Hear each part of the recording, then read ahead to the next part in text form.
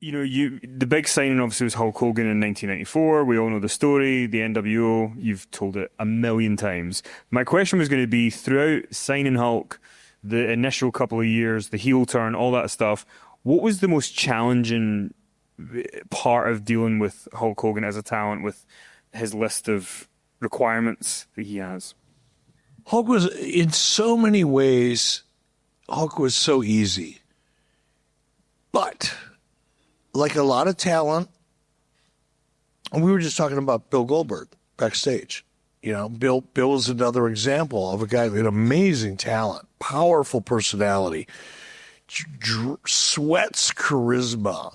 There's so many great things about Bill.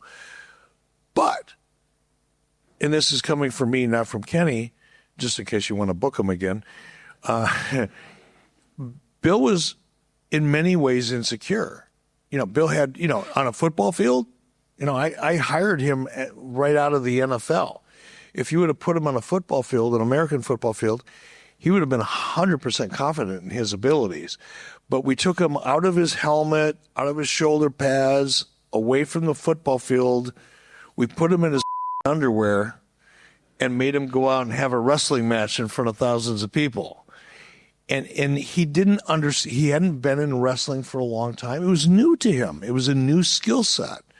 It would be like me learning Chinese for the first time, or understanding people from Scotland.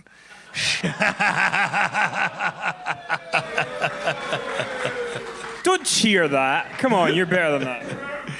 But Bill was insecure, and when you have somebody that has that much, so many of the things that you need to be a big star, but is insecure, there are certain things that become difficult to manage. Now with Hulk was very secure of himself in the ring.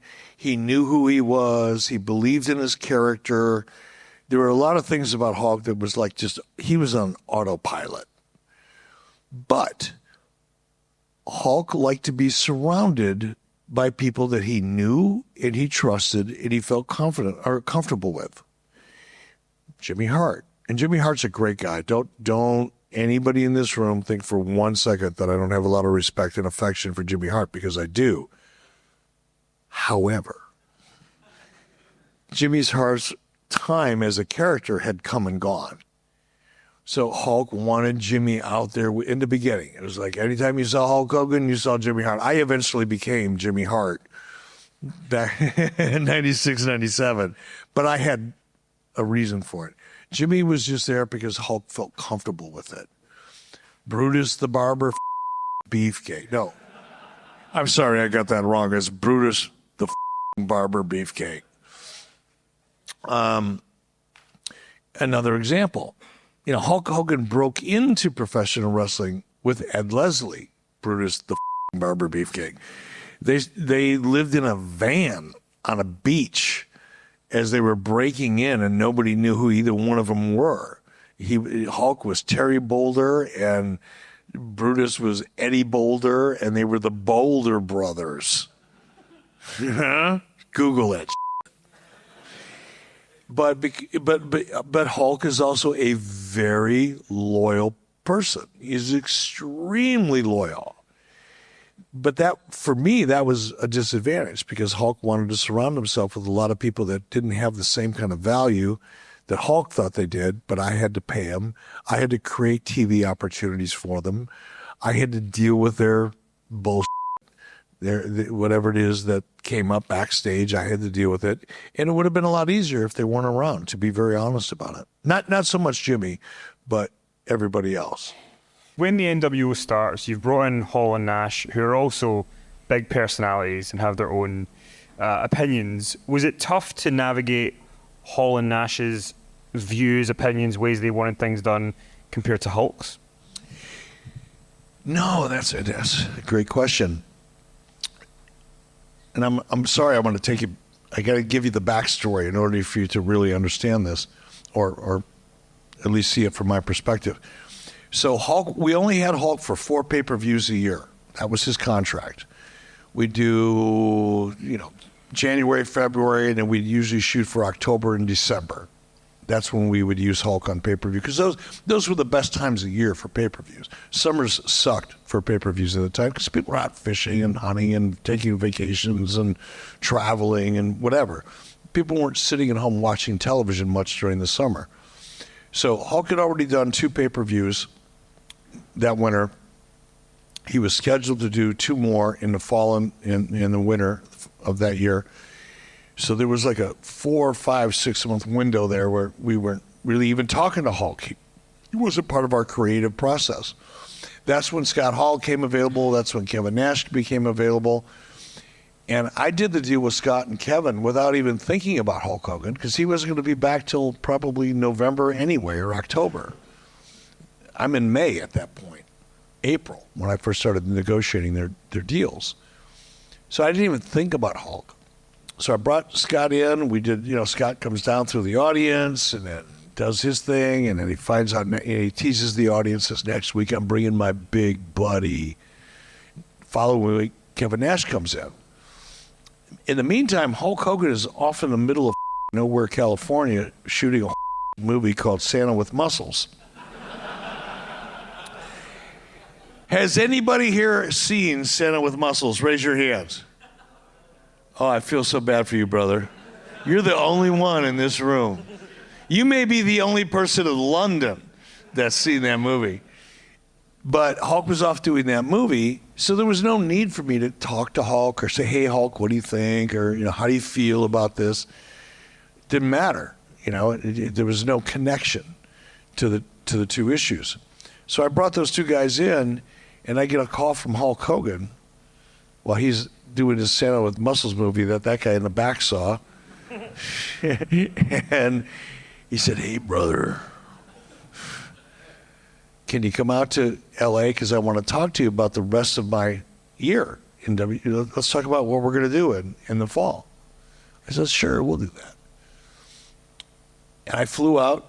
He was way outside of Los Angeles, way up in the mountains, because they were shooting this movie. It was in the summertime, but they wanted to look like wintertime, so they were way the up in the mountains where there was snow, actually, in whatever time of year it was, May or June. And it was like 2 hours outside of L.A. So I'm driving from the L.A. airport. I finally get to Hulk's trailer that night. It was late. This might have been 11:30, midnight, whatever it was. And I've been flying. I flew in from Atlanta. I was kind of like beat. So I get to Hulk's trailer, and he's waiting for me. And he's got a case of beer on ice. He's got a box of Cuban cigars. He's sitting back smoking a Cuban cigar. We have a seat. He opens me a beer, gives it to me. And eventually, after we get done making small talk, he's stroking his Fu Manchu, and he says, so, who's going to be the third man? Because Kevin Nash had already come out, and Scott Hall said, oh, we've got a third man. It was a mystery, like, who's the third guy? And at that point in time, it was going to be Sting, because I'd already talked to Sting, convinced him it was going to be a great opportunity for him. Sting was on board. That's a whole other story. I took some convincing, but Sting was in. I didn't even think about Hulk being the third guy. It would have never occurred to me, because a year earlier I tried to talk him into turning heel, and he literally escorted me out of his house. He did. I flew down there. At the time I had my own plane. I was a pilot, and I flew myself down to Florida, got a rental car, went to Hulk's house. I get to his house about 1 in the afternoon or so. Go into his office. He's got a case of beer on ice. It's kind of a common theme, right? Hold on. So I get to his house, and we sit down, and I didn't have an idea. I didn't have a plan. The only thing I had in my mind was, you should turn heel. And I pitched I'm a pretty good salesman when I want to be. And I'm pitching him, and I'm pitching him, and I'm pitching him, and Hulk's stroking his Fu Manchu. And when Hulk Hogan does this, you're because he's deciding how he's going to tell you you're He's listening. I'm pitching. I think, oh, man, this is going great.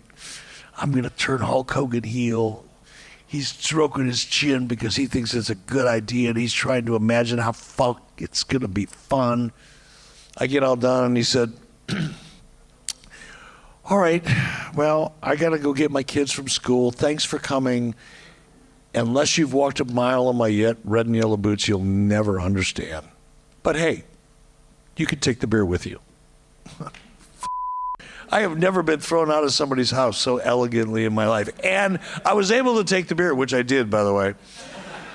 And that was the end of that. So for that reason, Hulk didn't even occur to me as the third man. But when Hulk, saw what Scott Hall and Kevin did and saw the opportunity that it provided, to answer your question in a long-winded way, I think Hulk he didn't really care about Scott's or Kevin's personalities or their issues or their reputation. He saw the opportunity that it provided. And it was actually quite easy. He was actually pitching me. I wasn't pitching him.